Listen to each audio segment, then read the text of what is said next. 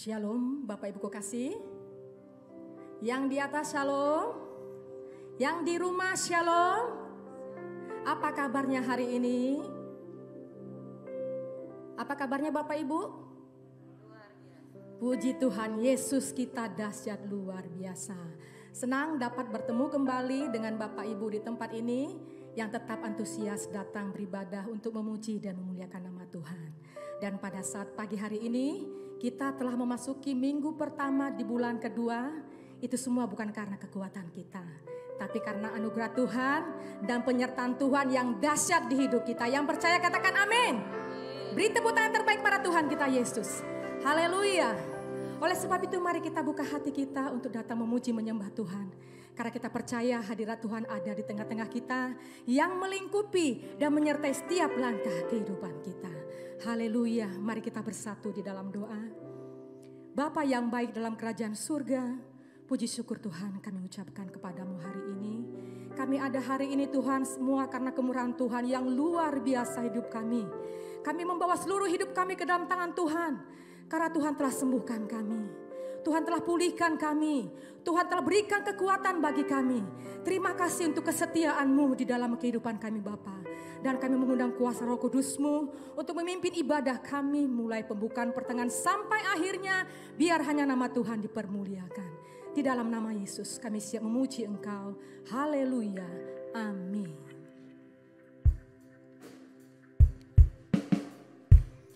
Mari kita bawa pujian sembah kita yang terbaik di hadirat Tuhan.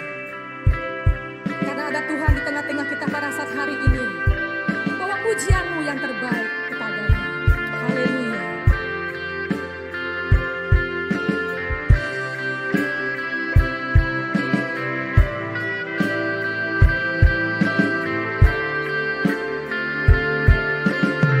Sama-sama naikkan pujian-Mu, katakan pada Tuhan.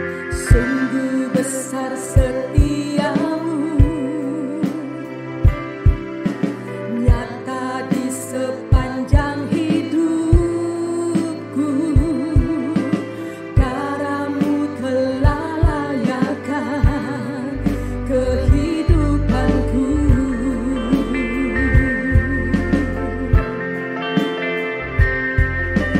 Tiada kata yang bisa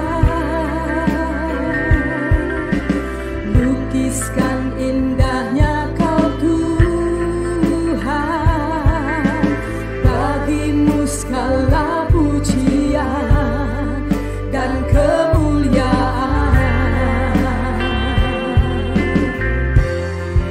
Ku tinggikan Engkau Tuhan, melebihi segalanya, lebih dari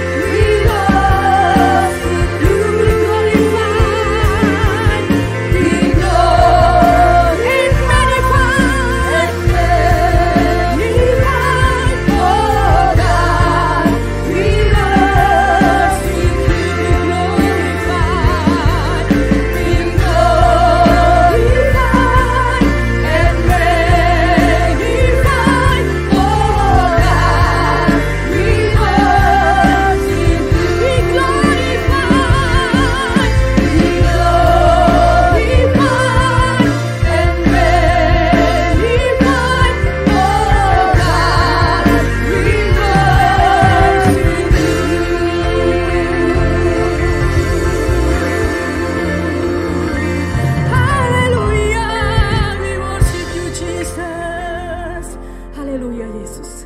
Kami datang hari ini Tuhan hanya untuk menyenangkan hatimu, menyembah Engkau, memuliakan namamu. Bagimulah kemuliaan, hormat kekal sampai selama-lamanya. Semua kita yang siap memuji Tuhan sama-sama kita katakan amin. Haleluya. Kita masih tetap berdiri. Kita akan bersama-sama membacakan pembacaan Alkitab. 1, 2, 3. Biarlah semuanya memuji-muji Tuhan, sebab hanya namanya saja yang tinggi. Keagungannya mengatasi bumi dan langit selamanya. Amin. Haleluya. Beri tepuk tangan terbaik pada Tuhan kita Yesus. Haleluya. Haleluya. Mari bersukacita memuji Tuhan karena nyata kuasanya di hidup kita.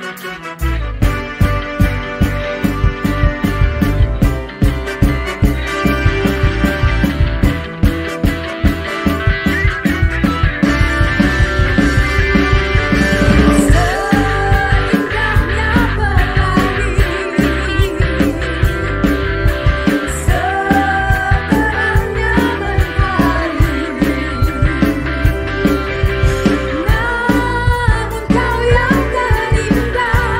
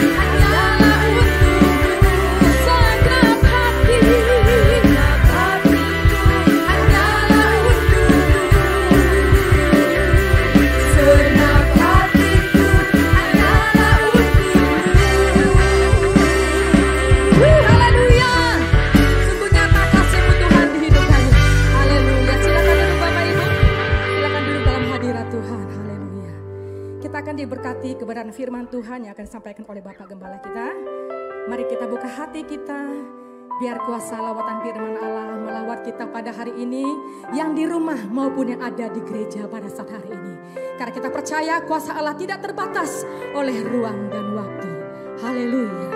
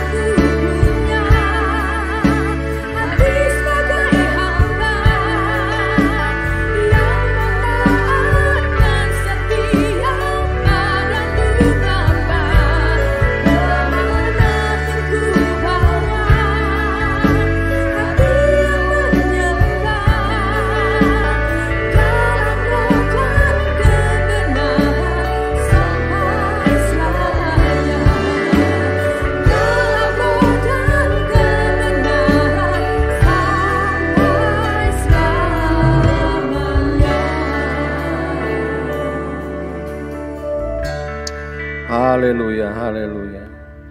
Tuhan, inilah kami hamba-hamba-Mu yang mau setia dan taat kepadamu Tuhan.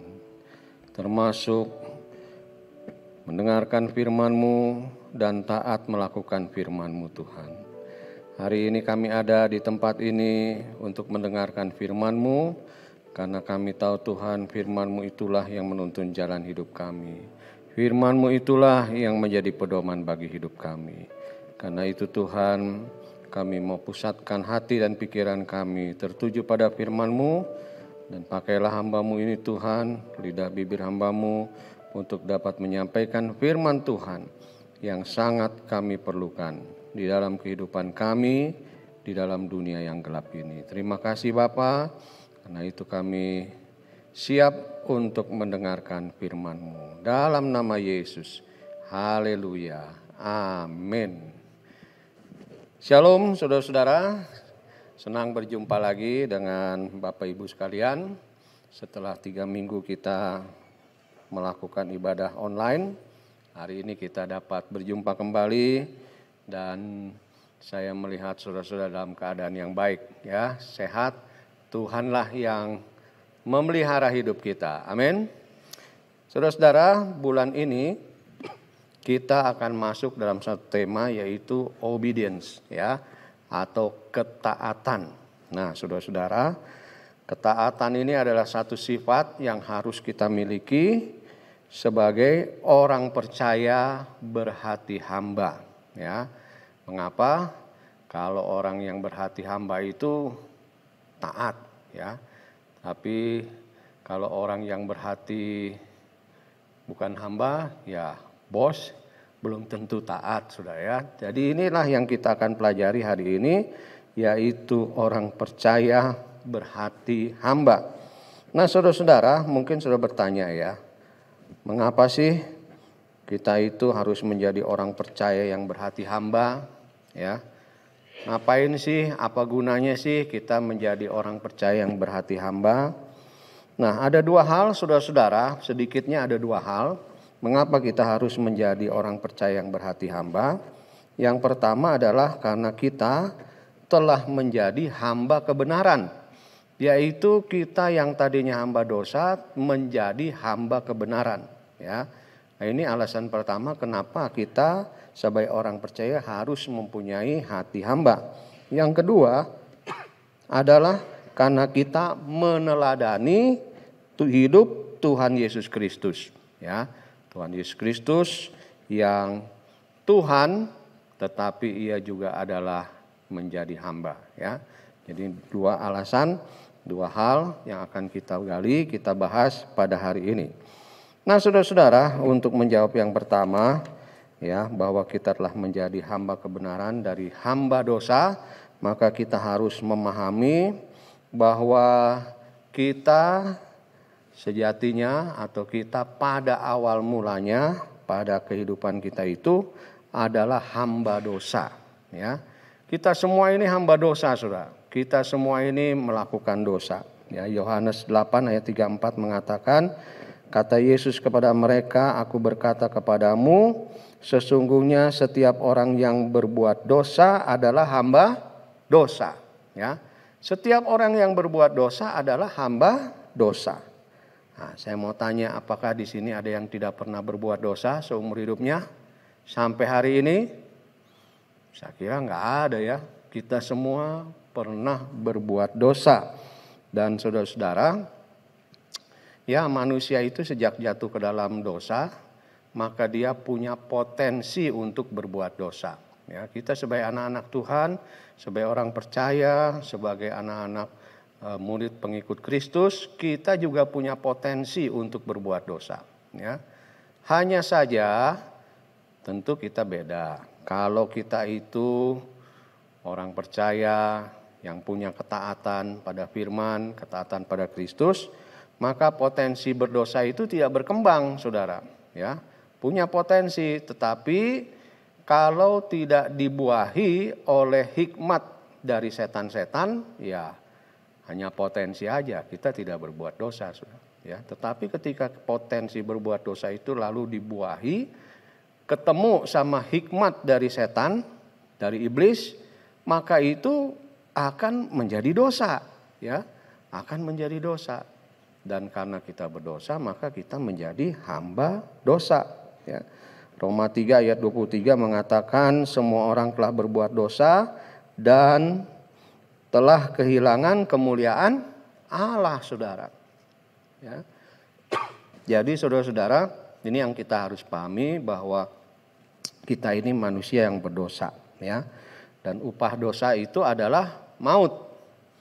Hati-hati, ya, ingat-ingat, upah dosa adalah maut. Roma 6 ayat 23 mengatakan, sebab upah dosa ialah maut, ya, tetapi karunia Allah ialah hidup yang kekal dalam Kristus Yesus Tuhan kita. Hamba dosa berbuat dosa dan upah dosa adalah maut. Dan tentu ini berbeda sekali dengan kondisi kalau kita itu punya ketaatan kepada firman, taat pada Tuhan, taat melakukan segala perintahnya, maka kita tidak hidup di dalam maut, ya, tetapi kita mendapatkan hidup yang kekal. Dan tentu kalau ditanya, saudara-saudara mau hidup yang mana? Hidup dalam maut atau hidup kekal? Ya, saudara pasti bilang hidup kekal, ya. Tetapi masalahnya kita ini pertama, kita ini masih jadi hamba dosa enggak? Ya, kalau hamba dosa, ya tentu kita hidup di dalam maut, kita akan menerima maut. Ya, nah karena itu saudara-saudara, pada hakikatnya kita ini orang yang berdosa, maka kita itu tidak bisa atau tidak sanggup untuk melepaskan diri kita dari dosa. Ya, ibarat kita ini budak, saudara. Ya, kalau zaman dulu ada pasar budak, budak dijual, yang beli itu ini jadi tuan atas budak itu. Hidup matinya budak itu di tangan si tuan. Ya, kita ini ya karena kita hamba dosa, maka yang menjadi tuan kita adalah iblis, saudara. Ya, kita tidak bisa melepaskan diri dari perbudakan dosa itu. Budak-budak zaman perbudakan, ya, kalau di Amerika itu mungkin kita pernah lihat film-filmnya itu, ya. Budak kalau melarikan diri, wah, ya bisa dikejar dia, dilepas anjing untuk memburu dia, saudara. Gak bisa lepas, gak bisa meloloskan diri, saudara. Namanya anjing, penciumannya, dia tahu ini budak larinya kemana, ya. Ya, kalau anjingnya galak jahat, dirobek-robek lah, ya, tubuh dari budak itu. Ya, kalau ketangkep, ya bisa aja dibunuh oleh tuannya itu, ya, disiksa dan sebagainya. Jadi susah melepaskan diri dari tuan yang, apalagi tuan yang kejam, saudara. Ya, demikian juga dan hidup kita, iblis itu tidak akan membiarkan kita lepas, saudara. Ya, dia akan terus pegang kita. Dia ingin kita menjadi pengikutnya. Iblis tidak mau melepaskan kita. Jadi harus ada orang yang lebih kuat, punya kuasa untuk melepaskan kita. Ya, kalau di pasar budak, ya ada orang yang lebih kaya, dia beli budaknya. Nah, udah saya belilah ini budak ini. Ya, berapa harganya? Bayar. Maka budak itu menjadi pindah majikan, saudara. Ya, untung-untung ketemu majikan yang baik, yang murah hati. Ya, kadang-kadang ada majikan yang ya udah dibeli, udah ya kamu bebas, kamu boleh bebas, kamu saya bebaskan. Ya, tetapi budak itu, saudara-saudara, mau bebas kemana? Zaman itu, ya, karena dia pergi kemana-mana juga dianggap budak. Ya, meskipun dia sudah dimerdekakan, mungkin dia akan bilang, udah saya mengabdi aja sama Tuhan. Ya, karena saya nggak bisa pergi kemana-mana, saya mengabdi saja sama Tuhan. Meskipun saya udah dimerdekakan, saya orang bebas, tapi saya tetap mau mengabdi kepada Tuhan. Ya, nah itu saya ingat film Quo Vadis itu, ya, itu seperti itu, saudara. Ya, Tuhan itulah yang membebaskan kita, saudara. Dia membeli kita dari iblis, dia memerdekakan kita. Dan hanya Tuhan Yesus yang sanggup, yang bisa memerdekakan kita. Galatia 5 ayat 1, supaya kita sungguh-sungguh merdeka, Kristus telah memerdekakan kita. Karena itu berdirilah teguh dan jangan mau lagi dikenakan kuk perhambaan. Ya, jadi yang memerdekakan kita itu Kristus. Dia sungguh-sungguh memerdekakan kita. Dan kita berpindah, saudara. Majikan kita bukan lagi iblis, majikan kita adalah Tuhan Yesus Kristus. Berapa Tuhan Yesus bayar kita, menebus kita? Berapa harganya, saudara? Ternyata bukan dengan emas dan perak, saudara. Di dalam 1 Petrus 1 ayat 18 dikatakan, sebab kamu tahu bahwa kamu telah ditebus dari cara hidupmu yang sia-sia yang kamu warisi dari nenek moyangmu itu.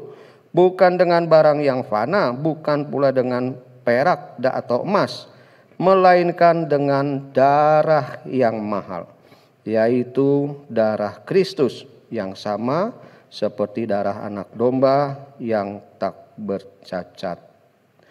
Nah, saudara-saudara, ini luar biasa, saudara. Ya, kenapa? Karena kita itu ditebus bukan dengan emas perak, saudara. Ya. Dengan darahnya yang mahal. Kenapa dia mau menebus kita? Bahkan dengan darahnya yang mahal itu, dengan nyawanya itu, karena dia mengasihi kita, saudara. Dan kasihnya kepada kita itu bukan kasih abal-abal, ya, bukan kasih yang ya ada uang abang disayang, nggak ada uang abang ditendang, bukan begitu, saudara. Kasih Allah itu kasih yang agape, kasih yang mulia, kasih yang sungguh-sungguh mengasihi kita, ya. Jadi ibarat itu kalau budak itu, tuan yang mau beli lagi itu, ya, dia ditanya mau bayar berapa, segi nggak cukup. Jadi supaya saya bisa bebaskan budak ini gimana? Potong tanganmu. Nah, kalau orang biasa gimana, saudara? Kasih tanganmu satu sebelah ini, kasih bayar. Mana mau, saudara? Betul nggak? Mana mau? Ya. Tapi mungkin ada yang ya udah potong tangan saya satu, tapi budak ini bebas ya, ikut saya. Belum tentu, saudara. Tapi Tuhan Yesus memberikan nyawanya, membeli kita dengan darahnya. Oh, luar biasa, saudara. Ya, itu menyatakan betapa berharganya kita di hadapan Tuhan. Ya. Tetapi sayangnya ada banyak orang yang lalu merasa itu kan nggak biasa aja itu, ya. Merasa hal ini ya nggak ada artinya. Padahal tadi, ya, coba bayangkan tadi ya, kalau ganti sama tanganmu, ganti sama matamu, nggak ada orang yang mau, saudara, ya, bebaskan budak. Tapi Tuhan bebaskan kita dengan darahnya yang mahal itu, saudara. Kita patut bersyukur, saudara, ya. Dengan cara itu maka kita hamba dosa menjadi hamba Tuhan. Kita milik iblis menjadi milik Tuhan. Dan ingat, saudara-saudara, bahwa harga kita itu telah lunas, ditebus oleh darahnya yang mahal itu. 1 Korintus 6 ayat 20 mengatakan, sebab kamu telah dibeli dan harganya telah lunas dibayar. Karena itu muliakan Allah dengan tubuhmu. 1 Korintus 7 ayat 23. Karena kamu telah dibeli dan harganya telah lunas dibayar. Karena itu janganlah kamu menjadi hamba manusia. Jadi kita lunas, ya. Saudara, lunas kita ini. Lunas dibayar oleh darahnya yang mahal itu, ya. Sehingga kalau lunas, ada stempelnya lunas. Ya, kalau pergi ke S-Hardware itu, ya, beli barang yang agak besar itu, pasti ditempel stiker lunas. Artinya apa? Ketika kita keluar dari toko itu aman, nggak dicegat satpam, saudara. Lunas, ada tulisannya lunas, ya, nggak bisa ditahan lagi. Kita dapat stempel lunas. Lunas oleh apa, saudara? Oleh darah Kristus. Dan iblis mau ambil kita lagi, mau cegat kita lagi, mau tahan kita lagi, nggak bisa, saudara. Kenapa? Karena kita sudah lunas oleh darah Kristus, ya. Karena itu saudara-saudara dimintakan di sini dalam 1 Korintus 6 ayat 20 ini adalah karena itu muliakanlah Allah dengan tubuhmu. Ya wajar, saudara, karena kita ini milik Allah dan Allah ingin supaya kita memuliakan Dia dengan tubuh kita ini, saudara, ya, melayani Dia dengan sungguh, ya. Dan dengan demikian, saudara-saudara, ketika Tuhan menebus kita dengan lunas dengan darahnya, maka sekarang kita menjadi hamba kebenaran. Kita bukan lagi menjadi hamba dosa, kita menjadi hamba kebenaran. Roma 6 ayat 18, kamu telah dimerdekakan dari dosa dan menjadi hamba kebenaran, ya. Siapa kebenaran itu? Siapa yang punya kebenaran itu? Enggak ada, saudara. Manusia ini hidup tidak dalam kebenaran. Hanya Allah Dia yang benar, ya. Karena itu di dalam Yohanes 14 ayat 6 dikatakan, akulah, Tuhan Yesus bilang, akulah jalan dan kebenaran dan hidup. Jadi Yesus adalah kebenaran, dan kalau kita menjadi hamba kebenaran, maka kita ini menjadi hambanya Tuhan, menjadi hambanya Allah. Hamba kebenaran, hamba yang melakukan kebenaran. Roma 6 ayat 22, tetapi sekarang setelah kamu dimerdekakan dari dosa dan setelah kamu menjadi hamba Allah, kamu beroleh buah yang membawa kamu kepada pengkudusan. Dan sebagai kesudahannya ialah hidup yang kekal. Saudara-saudara, luar biasa ya. Ketika kita menjadi hamba kebenaran, kita ditebus dengan darah yang mahal, lunas. Dari hamba dosa menjadi hamba kebenaran, maka kesudahan kita adalah hidup yang kekal.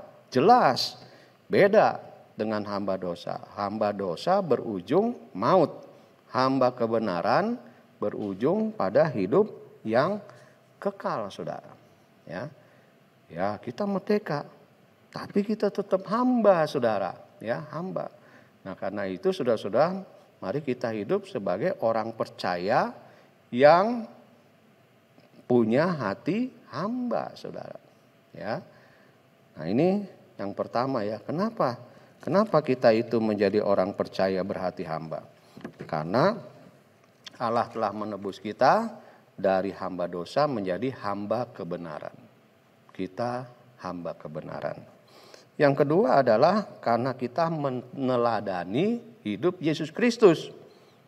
Di dalam Filipi 2 ayat 6-7 dikatakan, yang walaupun dalam rupa Allah tidak menganggap kesetaraan dengan Allah itu sebagai milik yang harus dipertahankan, melainkan telah mengosongkan dirinya sendiri dan mengambil rupa seorang hamba dan menjadi sama dengan manusia. Saudara-saudara, Allah itu Allah yang menciptakan dunia ini.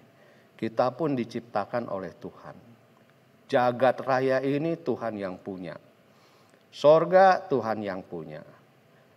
Tetapi di dalam rangka menebus kita tadi, ya, maka Allah bersedia menjadi manusia. Bahkan mengambil rupa seorang hamba, saudara. Ya. Tuhan merendahkan dirinya begitu rupa sampai menjadi seorang hamba. Nah, logikanya begini, saudara. Kalau Tuhan yang menciptakan dunia ini, menciptakan kita aja mau jadi hamba, harusnya kita ciptaan Tuhan ya jadi hamba juga, saudara. Begitu kan? Ya. Karena dikatakan di dalam Alkitab tidak ada hamba yang melebihi tuannya. Ya. Nggak bisa kita ini mau melebihi pencipta kita, nggak bisa, saudara. Tuhan itu menjadi hamba, maka kita pun menjadi hamba. Meneladani apa yang telah dikerjakan oleh Yesus Kristus. Ya. Nah, juga di dalam Markus 10 ayat 45, karena anak manusia juga datang bukan untuk dilayani, melainkan untuk melayani dan untuk memberikan nyawanya menjadi tebusan bagi banyak orang. Kerjaan hamba itu apa, saudara? Melayani atau dilayani? Kerjaan hamba itu melayani, ya, melayani, saudara, bukan dilayani. Ya. Tetapi ada banyak orang-orang percaya juga, orang-orang Kristen ini maunya dilayani terus, ya. Nah, ini nggak ngerti dia bahwa hidupnya itu adalah sebetulnya dia harus hidup sebagai orang percaya yang berhati hamba. Orang yang maunya dilayani terus, ya sedikitnya mencirikan orang yang apa, sudah sombong dia, ya, orang yang mementingkan dirinya sendiri. Iya dong, kalau orang yang mementingkan diri sendiri itu maunya ya semua buat saya dong, yang enak-enak buat saya aja, termasuk ya kamu melayani saya, bukan saya yang melayani kamu, yang melayani saya, ya. Jadi dilayani bukan melayani. Tetapi kita lihat Kristus Yesus Tuhan kita yang telah menjadi hamba itu memberi teladan kepada kita. Dia datang untuk melayani dan bukan untuk dilayani, saudara. Ya. Nah, jadi kita pun, saudara-saudara, ayo kita ikut teladan Kristus. Mari kita melayani, saudara. Melayani itu bukan hanya ya melayani, orang bilang, kalau di gereja itu melayani. Bawa renungan, melayani. Jadi usher, melayani. Kalau di rumah ya nggak melayani, siapa bilang, saudara, ya. Di rumah pun, di lingkungan kerja kita dapat melayani, saudara. Ya. Melayani siapa? Melayani sama kita. Dengan dasar melayani Tuhan. Nah, gitu kan. Melayani Tuhan berarti melakukan kehendak Tuhan, saudara. Ya, melakukan kehendak Tuhan. Dan sekali lagi bahwa melayani dan bukan dilayani itu adalah teladan Kristus. Ya, nah saudara-saudara, teladan Kristus bagi kita adalah melakukan kehendak Tuannya. Ya, di dalam Matius 25 ayat 21 dikatakan, ini peristiwa talenta ya. Ada yang dikasih 5 talenta, 2 talenta, 1 talenta. Ya. Maka kata tuannya itu kepadanya, ini kepada yang kasih 5 talenta. Baik sekali perbuatanmu itu, hai hambaku yang baik dan setia. Engkau telah setia memikul tanggung jawab dalam perkara yang kecil. Aku akan memberikan kepadamu tanggung jawab dalam perkara yang besar. Masuklah dan turutlah dalam kebahagiaan Tuanmu. Nah, ini hamba yang dapat 5 talenta. Dia menggandakan 5 talenta itu menjadi 5, jadi 10, saudara. Ya. Tetapi ada yang cuma 1. Lalu apa yang dilakukan? Menyembunyikan uangnya itu, menyembunyikan talenta yang sudah diberikan itu. Ya. Lalu apa kata tuannya itu? Matius 25 ayat 30. Pada akhirnya dia mengatakan, dan campakkanlah hamba yang tidak berguna itu ke dalam kegelapan yang paling gelap. Di sanalah akan terdapat ratap dan kertak gigi. Nah, jadi ada 2 kondisi ya. Hamba yang baik, hamba yang setia, hamba yang taat, melakukan apa yang dikehendaki oleh tuannya. Yaitu apa, saudara? Menggandakan talentanya itu. Menggunakan talentanya itu, saudara. Tetapi ada 1 hamba lagi yang dibilang hamba yang jahat, saudara. Jadi ada hamba yang baik, ada hamba yang jahat. Dan hamba yang jahat itu, saudara-saudara, pada akhirnya akan masuk ke dalam kegelapan yang paling gelap. Udah gelap, paling gelap lagi. Bagaimana itu paling gelap itu? Berarti udah di pojok banget nih. Pojok banget dari neraka, saudara. Ya. Karena apa? Dia tidak berguna. Hamba yang tidak berguna. Kenapa tidak berguna? Dia tidak melakukan apa yang dikehendaki oleh tuannya. Dia tidak menggandakan yang 1 talenta itu. Dia menyembunyikan, saudara. Ya kan? Nah, dalam hal ini hubungannya dengan melayani, maka kita dapat menggunakan talenta yang Tuhan berikan kepada kita itu untuk melayani Tuhan. Ya. Di mana, saudara? Di mana-mana. Ya kan? Apa sih yang bisa saya lakukan untuk melayani Tuhan? Saya nggak bisa nyanyi, saya nggak bisa khotbah. Sebetulnya semua orang punya kesaksian, saudara. Ya kan? Dan Tuhan hanya minta, beritakanlah kabar baik kepada setiap orang. Ya, saudara udah diberikan karunia. Karunianya itu apa? Dari hamba dosa menjadi hamba kebenaran. Sudah dibebaskan. Paling sedikit ya. Paling sedikit. Saudara bisa ceritakan bahwa aku yang hamba dosa ini telah menjadi hamba kebenaran karena ditebus oleh Tuhan Yesus, harganya lunas dengan harga yang darah yang mahal, saudara. Paling sedikit itu yang Anda ceritakan kepada sahabatmu. yang masih menjadi hamba dosa itu kan, kepada temanmu yang masih hamba dosa itu, kepada familimu yang masih diikat, ditahan oleh iblis dan menjadi hamba iblis itu, sudah, ya kan? Nah itu mengusahakan talenta itu melayani Tuhan, saudara, ya. Dan orang yang berhati hamba pasti mau melakukan kehendak Tuhan ini, ya. Jadi saudara-saudara, kita adalah orang percaya yang punya hati hamba. Nah, kalau punya hati hamba, kita akan melakukan apa yang Tuhan kehendaki. Paling sedikit apa, saudara? Beritakan kebenaran, beritakan kabar baik kepada semua orang. Ya mungkin saudara tidak bisa melayani, saya mesti pergi ke panti asuhan, merawat orang-orang tua mungkin ya di pondok asih kita, melayani di gereja. Enggak harus itu, saudara. Ya, tadi saya katakan paling sedikit beritakanlah kabar baik ini kepada setiap orang yang Anda temui. Setiap orang yang menjadi sahabatmu, setiap orang yang mungkin adalah familimu, beritakan. Dan ketika kita melakukannya, ya kita ini sedang obedience, ya. Kita taat kepada apa yang Tuhan ingin kita kerjakan. Saya minta pemain musik naik. Ya. Jadi sekali lagi saudara-saudara, mari kita menjadi orang percaya yang berhati hamba. Orang yang berhati hamba mau melayani dan bukan hanya dilayani. Paling sedikit mari kita melayani Tuhan dengan memberitakan bahwa aku yang hamba dosa telah ditebus dengan darahnya yang mahal. Dan tawarkan kepada mereka, apakah Anda juga mau ditebus?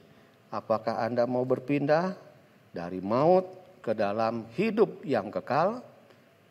Tawarkan Yesus kepada setiap orang. Dan itulah ciri orang percaya yang berhati hamba. Amin.